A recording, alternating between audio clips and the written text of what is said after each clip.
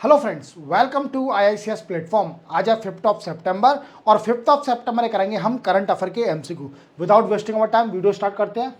First question, rebel group name national liberation front and all tiger force belong to which state of India.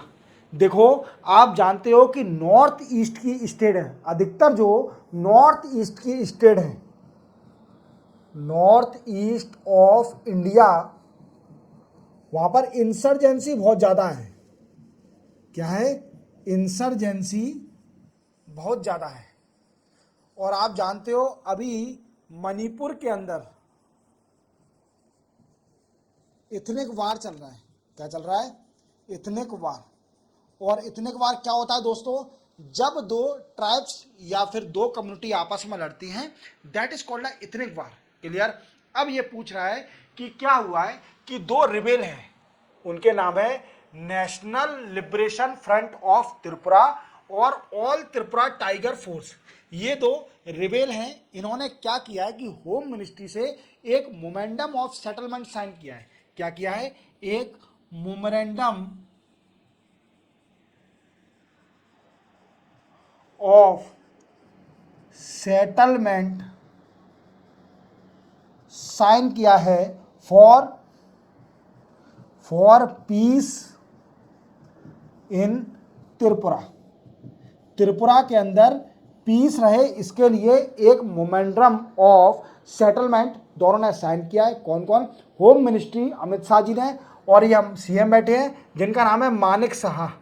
ये त्रिपुरा के CM हैं और इनका नाम है मानिक साहा। और दो रेबेल ग्रुप हैं जिनके मैं नाम फिर से रिपीट कर देता हूं, national liberation front of Tripura, all Tripura tiger force. ये है त्रिपुरा से बिलोंग करते हैं। क्लियर? तो त्रिपुरा के अंदर पीस रहे, इसके लिए ये एग्रीमेंट साइन किया गया है। क्लियर? और त्रिपुरा क्या है? नॉर्थ ईस्ट की स्टेट है। क्लियर? याद रखोगे। और मानिक शाह यहाँ के सीएम है। क्लियर? चलते अपन नेक्स्ट क्वेश्चन पर।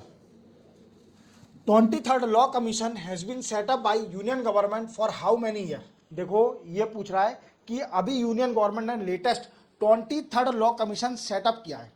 अब ये कितने साल के लिए सेटअप किया गया है? तो दोस्तों, ये सेटअप करा है सिर्फ ओनली 3 ईयर के लिए।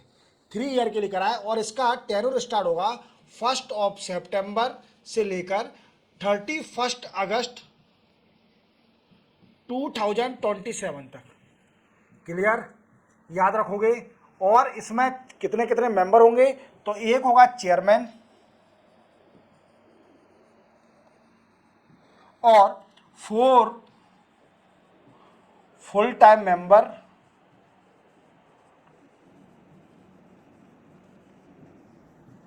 1 सेक्रेटरी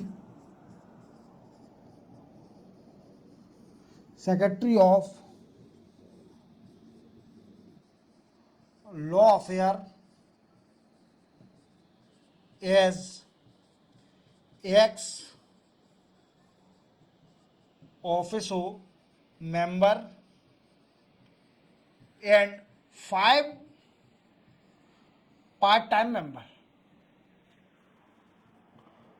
पार्ट टाइम मेंबर।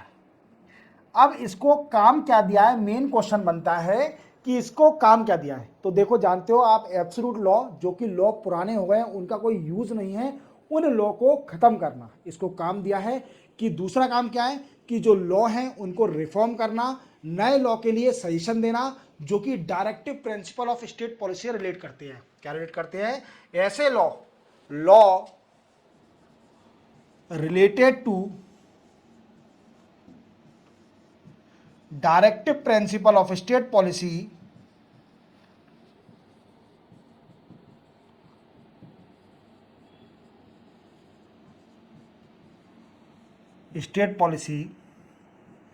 जिसको हम शॉर्ट में बोलते हैं डीपीएसपी, रिव्यू करना, रिकमेंड करना न्यू लॉ और and recommend to ensure preamble of constitution, preamble of constitution को एंश्योर करना। एक क्लियर। अब हम समझेंगे कि 22nd लॉ कमीशन कब सेटअप हुआ था। क्लियर। तो उसके बारे में जान लेते हैं। 22nd लॉ कमीशन के बारे में ये भी दिया बता देता हूं आपको। 22nd लॉ कमीशन, इसको हेड किया था दोस्तों ऋतुराज अवस्थी जी ने। ऋतुराज अवस्थी ये कौन थे? Former chief justice of Karnataka high court. Clear. अब दोस्तों बनता है क्वेश्चन कि इनको काम क्या दिया था। तो इनको दिया था to we can say uniform civil code को इंडिया में लाना। उसके लिए कुछ ऐसे रिकमेंडेशन दीजिए कि कैसे ये पिक्चर में आएगा uniform civil code. Then after second mission था simultaneously election in India, but किसी कारणवश ये रिपोर्ट सबमिट नहीं कर पाए क्योंकि इनको अपॉइंट कर दिया as a member of Lokpal. Lokpal का मेंबर अपॉइंट कर दिया। तो ये रिपोर्ट अभी तक नहीं आई है 22nd लॉ कमीशन की। इससे पहले ही 23rd लॉ कमीशन सेटअप कर दिया। क्लियर। अभी मेंबर डिसाइड नहीं हुए हैं। 3 साल के लिए है, जिसका टाइम पीरियड है स्टार्ट होगा 1 सितंबर 2024 से लेकर 31 अगस्त ऑफ 2027 तक। क्लियर। याद रखोगे। चलते अपन नेक्स्ट क्वेश्चन पर। Which ministry of India launch AgriSure fund. देखो आप समझ गए होंगे कि कौन से मिनिस्टर और कौन से मिनिस्ट्री ने ये लॉन्च किया है। तो एग्रीकल्चर मिनिस्टर और शिवराज सिंह चौहान जो कि farmer CM of Madhya Pradesh थे, इन्हें बहुत ज़्यादा रूल किया मध्य प्रदेश के अंदर और अच्छा काम भी किया एग्रीकल्चर फील्ड में, इसलिए इनको यूनियन गवर्नमेंट का मिनिस्टर बना दिया एग्रीकल्चर का। अब इन्होंने एक फंड स्टार्ट किया है एग्री श्योर, जिसका फुल फॉर्म है agriculture startup and rural enterprises. Clear. इसका मेन एम है to foster innovation in agriculture and rural employment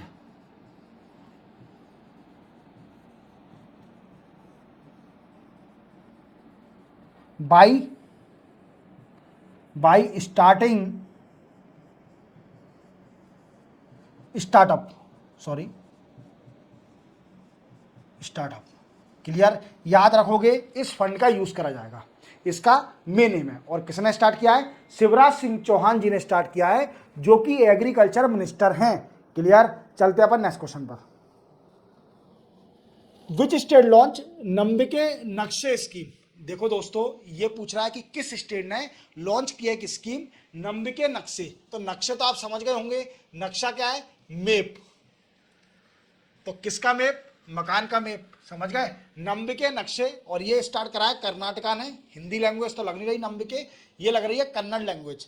तो नंबिके नक्शे। अब इसका मेन मोटिव क्या है, एम क्या है?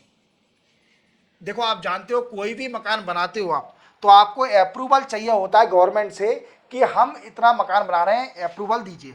और कभी कभी ऐसा होता है कि अप्रूवल मिलने में बहुत ही ज़्यादा टाइम लग जाता है। क्लियर। तो इस टाइम को रिड्यूस करने के लिए aim to reduce time of approval construction of house बनाने के लिए जितना भी टाइम लगता है उसको रिड्यूस करना।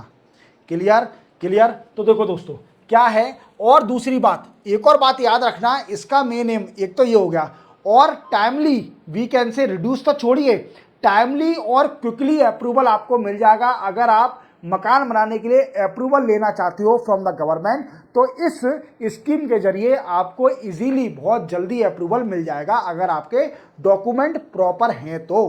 क्लियर, चलते अपन नेक्स्ट क्वेश्चन पर। The Vishanu Yuddh Abhyas mock drill was conducted in which place to assess pandemic preparedness. देखो, आप जानते हो जब कोरोना आया था इंडिया में, जब फर्स्ट फेज का कोरोना आया था, तो डॉक्टर इतने प्रिपेयर नहीं थे कि इस पेंडेमिक को कैसे कंट्रोल किया जाए। क्या किया जाए, इस पेंडेमिक को कैसे कंट्रोल किया जाए।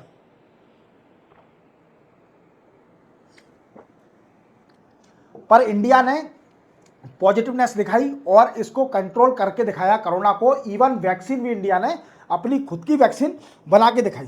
क्लियर, तो समझ रहे हो मेरी बात को। तो ये अभी मॉक ड्रिल हुआ है, प्रैक्टिस हुई है, जिसमें विषाणु मान वायरस अवेयरनेस प्रिपेयरनेस के लिए विषाणु युद्ध अभ्यास हुआ। कहां पर, अजमेर राजस्थान के अंदर, जिसमें जोनोटिक, अब आप क्वेश्चन आएगा आपके मन में, सर जोनोटिक डिसीज क्या होती है। देखो, ऐसी डिसीज जो कि एनिमल से ह्यूमन में ट्रांसफर होती है, that is called genetic disease. Clear, उसको बोलते हैं हम जोनेटिक डिसीज। क्लियर, तो दोस्तों क्या हुआ, इस एक्सरसाइज का हुआ और इसका मेन एम था, अजमेर में हुई और 27 अगस्त से लेकर 27 अगस्त से लेकर ये चली 3 दिन 31 अगस्त तक। क्लियर, मॉक ड्रिल प्रिपेयरनेस कैसे, अगर by the way in future, भगवान ना करे, इन फ्यूचर ऐसा कोई पेंडेमिक आ गया तो उसको कंट्रोल कैसे किया जाएगा, इसलिए ये अभ्यास हुआ और इसका मेन मोटिव था aim to control the future pandemic preparedness. Clear, तो चलते अपन नेक्स्ट क्वेश्चन पर। नेक्स्ट क्वेश्चन है, Uttar Pradesh government will construct Vedic 3D museum at which place of UP. देखो, उत्तर प्रदेश ने एक वैदिक 3D म्यूजियम बनाने का डिसाइड किया है और वो बनेगा दोस्तों यूपी में, बनारस के अंदर। कहां पर, वाराणसी में ये बनाया जाएगा। और आप जानते हो ये कौन है, योगी आदित्यनाथ। योगी आदित्यनाथ, और ये कौन है, CM of UP, CM of Uttar Pradesh. Clear, अब देखो दोस्तों, ये बनेगा और बनारस के जो पार्लियामेंट कंस्टिट्यूएंसी है, किसकी है, पार्लियामेंट कंस्टिट्यूएंसी है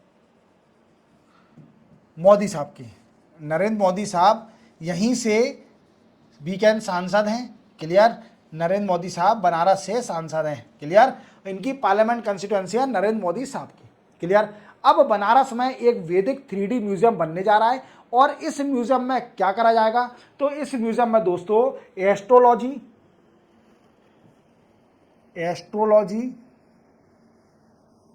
एस्ट्रोनॉमी और वैदिक की अवेयरनेस दी जाएगी, अवेयरनेस प्रमोट करी जाएगी। क्या करी जाएगी, अवेयरनेस प्रमोट करी जाएगी, एस्ट्रोनॉमी, एस्ट्रोलॉजी और वैदिक कल्चर को जो भी है, और मनुस्क्रिप्ट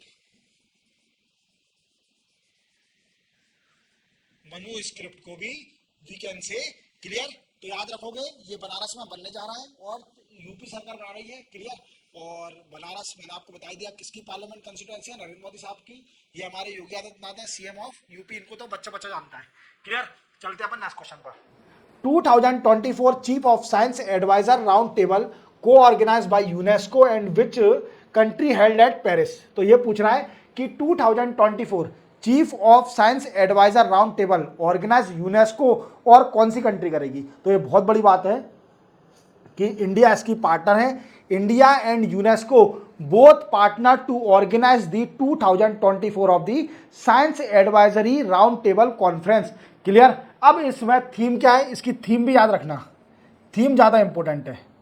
थीम है fostering open science. Clear, then bridging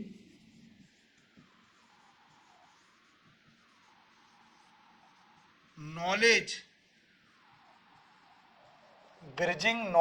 asymmetry and